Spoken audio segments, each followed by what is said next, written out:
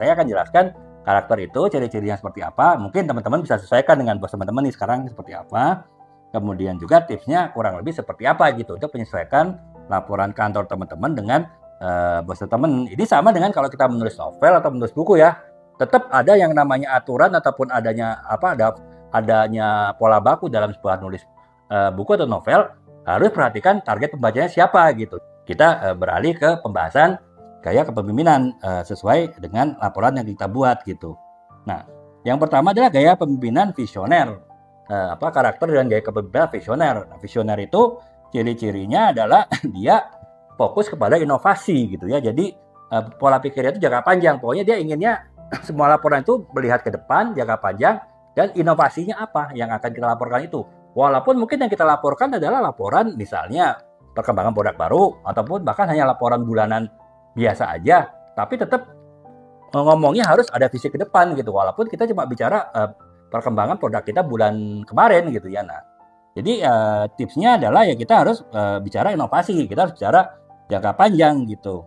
Yang kedua adalah gaya kepemimpinan analitis. Kalau gaya kepemimpinan analitis ya dia benar-benar lihatnya kepada data, lihatnya kepada analisa, lihatnya kepada fakta gitu. Jadi laporan teman-teman harus banyak tabel-tabel, harus banyak grafik-grafik yang menjelaskan angka dan data gitu. Jadi misalnya tadi hal yang sama ya, mau laporan bahwa penjualan pada tahun ini pada bulan ini kemarin ini agak turun karena kompetitor banyak turunin harga.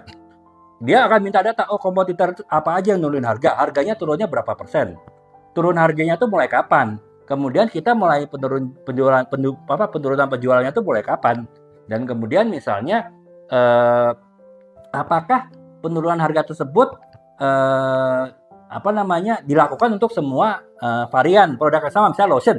Apakah hanya lotion tertentu atau lotion semua varian? Kalau tertentu bisa jadi stoknya yang banyak di pabrik itu sehingga dia turunin. Tapi kalau lotion yang lain nggak diturunin, berarti ya dia turuninnya pasti sementara waktu kan, karena hanya stoknya banyak di varian itu gitu. Nah, jadi pasti akan detail teman-teman, dia akan menanya benar datanya itu benar-benar dia akan tanyakan secara detail gitu. Nah, kalau bos seperti itu ya teman-teman harus siap dengan data ya. Jadi bukan sekedar ngomong ke depannya seperti ini Pak, kita harus nambahkan SPF, kita harus nambahkan ini sehingga produk kita bisa bersaing tanpa menurunkan harga. Nggak bisa ngomong begitu. Dia nggak peduli. Yang penting sekarang lu penjualan lu turun, lu mau ngapain gitu. Lu harus tahu kenapa lu turun. Pasti dia ngomongnya begitu. Dia nggak peduli kita ke depan mau ngapain, itu urusan nanti gitu. Nah, yang ketiga adalah gaya kepemimpinan kolaboratif gitu. Jadi artinya bos itu suka untuk ketika membuat laporan itu tidak hanya dari si pandangan pembuat laporan gitu, tapi harus juga dari kerjasama tim. Artinya misalnya saya kan waktu saya marketing manager lah ya, kan saya punya beberapa tim ya, brand manager gitu, dan juga di bawahnya ada brand eksekutif gitu. Nah, ketika saya membuat laporan, misalnya saya memegang kategori produk perawatan tubuh ya, sementara teman saya marketing manager yang lain memegang kategori produk perawatan wajah ya, skincare, face care, facial ya. Nah, untuk pegang perawatan tubuh, skincare yang saya pegang ya, mereka si bos itu akan suka kalau misalnya ketika kita membuat laporan itu kita menjelaskan bahwa laporan ini adalah dibuat bersama dengan tim saya gitu, dan masing-masing punya kontribusi. Artinya kalau untuk misalnya ada usulan penurunan harga itu dari si brand manager A gitu kan, tim saya. Kemudian misalnya ada usulan untuk inovasi itu brand manager B.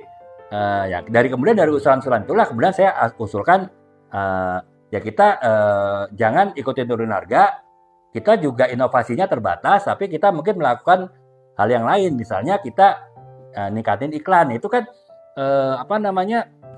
tetap saya menulis itu memberitahukan dalam laporan bahwa laporan ini dibuat oleh tim secara keseluruhan gitu. Jadi bos-bos yang tipe kolaboratif itu yang dia suka untuk mendengar masukan dari tim, dia suka untuk input yang banyak ya, dia lebih suka kalau kita dalam laporan itu menjelaskan bahwa kita membuat laporan itu juga ini tidak hanya tulisan pikiran saya loh, ini tidak hanya pendapat saya tapi pendapat tim keseluruhan. Jadi jelaskan.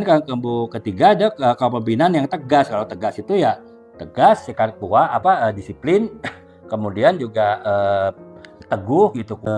kepemimpinan yang tegas itu bagaimana kita membuat ini gitu, apa namanya, tipsnya seperti apa gitu. Laporannya itu ya karena dia tegas, disiplin, ya maunya dia pasti ya saklek ya, istilahnya saklek, teman-teman ngerti ya saklek ya. Saklek itu ya intinya ya udah pokoknya inilah maunya apa adanya dan udah pendek-pendek, kalau usah panjang-panjang. Jadi ya sama, jadi teman-teman tuh laporan aja jangan berpanjang-panjang gitu. Jadi ya kalau teman-teman kebetulan dapat yang seperti ini ya laki ya, beruntung dapat bos yang seperti ini, ya harus jelasinnya to the point, walaupun berarti mungkin menghilangkan beberapa informasi yang menurut teman-teman penting untuk disampaikan ya, tapi ya mau nggak mau gitu, daripada dianggap kita cari alasan, daripada kita berputar-putar, ya udah kita tetap saklek aja gitu. Artinya ya udah poin-poinnya aja apa yang ada kepemimpinan yang empatik ya. Jadi kalau kepemimpinan yang empatik itu sih lebih menekankan kepada kesejahteraan dari timnya, kemudian juga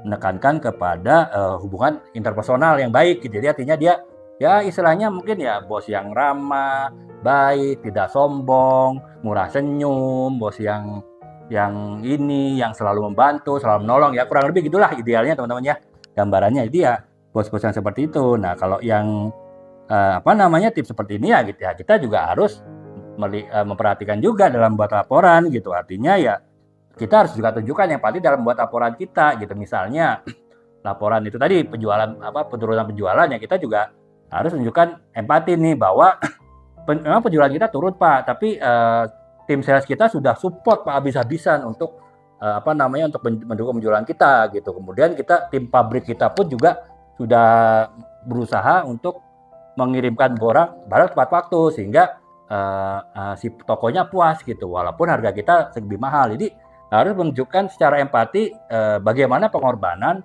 dari tim kita ataupun juga tim yang lain yang membantu penjualan tersebut kita.